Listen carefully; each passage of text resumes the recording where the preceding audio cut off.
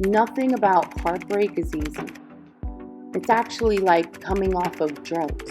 Have you ever wondered why a breakup can feel so bad even if you weren't enjoying the relationship? Or why you can't just get over them no matter how many times you tell yourself, I deserve better out loud? I want to talk about the psychology of heartbreak. This may be the first time that you're hearing this term, but when I'm done, I'd love to talk about it with you in the comments. Hey, welcome back to my channel. If you don't know, my name is Maggie Mejia, and I am a life coach for Christian women who are learning to heal, learn, and grow a relationship with Christ. So today we are talking about the psychology of heartbreak and what does heartbreak and cocaine addicts actually have in common? Why does heartbreak feel like you're coming off of drugs? Is it just romantic relationships? Or can it be friendships and parental relationships at the same time? So let's just get into it. What I'm about to talk about is a lot of research. So I'm going to break it down in layman's terms so that you know what the heck I'm talking about. So there was a study that came out that researchers found that love triggers emotion. However, under imaging, like they were taking the images of people's brain, and it showed that the brain is in a motivational state. What does that mean? That means when you're in love, the part of your brain that is activated is responsible for gain, losses, cravings, and regulating emotion. So in other words, your brain creates love in order to get what it wants. And what it wants is the object of its affection. So I need you to hear that, because if love motivates the brain and what you're craving is the object of your affection. So it doesn't have to just be a romantic relationship. It can be love on any capacity. Think about growing up. You could have kids who got attention by their parents for having good grades. You can have kids who were getting in trouble and how people just say like, she's just looking for attention. Whether it's good behavior or bad behavior, she was craving that love. Love creates a motivation to get what it wants. And what it wants is the object of your affection. Now, another interesting fact about this study, it said that the same researchers also discovered that it didn't matter if you were no longer happily in love, but in the middle of a breakup and feeling terrible, the brain is still in motivation mode and the neurons are still expecting a reward. My God, I want you to think about that girl. How many times are we in relationships or a situationship? Researchers said you don't even have to be happy. You could be in the middle of this breakup, in the middle of this confusion, and your brain still wants a reward. It still craves that thing. They also studied cocaine addicts. This study was to show what part of the brain was responsible for gains, losses, and cravings. And guess what? The same parts of the brain that lit up when they talked about people they were in love with are the same parts that lit up when someone is a cocaine addict. That is crazy. So essentially, being in love and being on cocaine are lighting up the same parts of your brain. Now, I don't know about you, but what this study is telling me is that heartbreak is like trying to kick a habit. Heartbreak is like coming off of an addiction. Heartbreak are the same withdrawals that you'll feel when you're coming off of a drug. Why is this important for us to know? I like to read in the Amplified version, so look what it says. It says in Matthew 6:19-21, where your treasure is, there your heart will be also. But heart actually says your wishes, your desires, that which your heart is centered around. And that is why the Bible tells us our hearts, our treasure needs to be in a place where it cannot be broken, cannot be stolen. Christ was very, very clear when he said, your heart should be centered around me. Your heart and your treasure should be in heaven, because no one's going to be more careful with your heart than Jesus.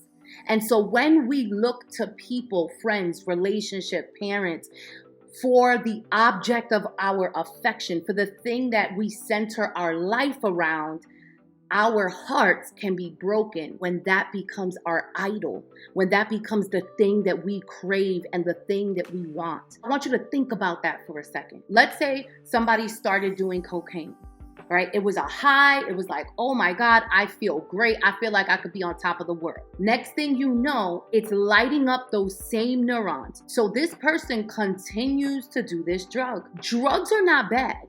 Drugs are good. That's why people do them, right? It feels good when you're on cocaine. It feels good when you drink alcohol. It feels good when you're smoking weed.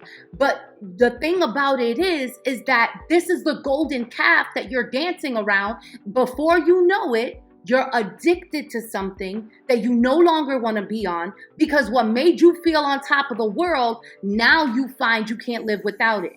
Now you find that you don't have peace until you do it. Now you find that the people around you are noticing that you're acting differently when you have the drug and when you don't have the drug. Your mood is centered around it. Your thoughts are centered around it. Your personality is centered around it. The thing that you love, the thing that you gave your heart towards, the treasure that you gave away to this thing, even when you want to quit, your brain still has motivation for that reward. And that is why the Lord tells us He is our reward. That if we go after the reward of man, guess what? That's your reward. Your high from whatever drug, that's your reward. It's not getting no higher than that.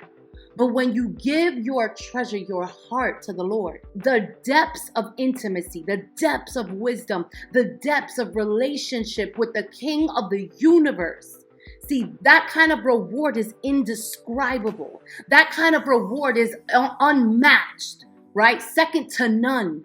So I want you to really think about that, because they want to feel love, because love feels good. But the thing about it is that when I'm addicted to a person, or I'm addicted to a substance, if I'm addicted to money, if I'm addicted to sex, whatever it is, my heart is stolen by this thing. I feel loved when I have this thing. My emotions feel regulated when I have this thing. But I'm telling you now, nothing will ever keep you satisfied like Jesus. Nothing will ever fill that void in your heart like Jesus.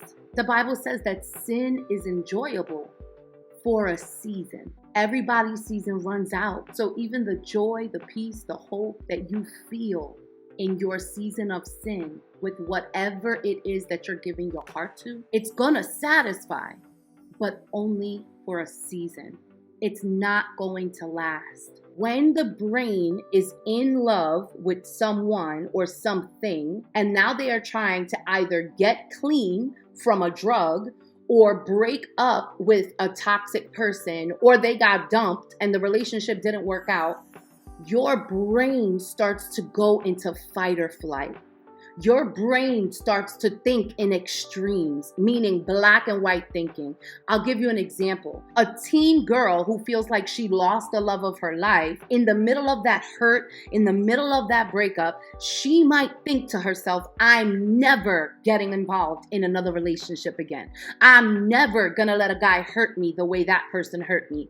I'm never gonna be serious about anyone again. And then she might possibly be promiscuous or flirt with men or get what she wants because she's been so hurt, right? And when we look at an addict will say anything they want to get what they want. So let's fast forward. Let's say that teenage girl is now in her 40s and she said, I was never going to get into another relationship again. And now her brain is still thinking in extremes, only in the opposite direction. She's getting into every relationship she can with losers because she's thinking, I'm too old. If I don't get with somebody now, I'm not going to have a relationship in the future, because of the heartbreak that she was never able to process and really bring to the Lord. I didn't want this video to be too long, so I'm actually going to do a part 2 next week, giving you some tips and tools that you can use to better manage your emotions, to grow spiritually, and how to walk this out practically, right?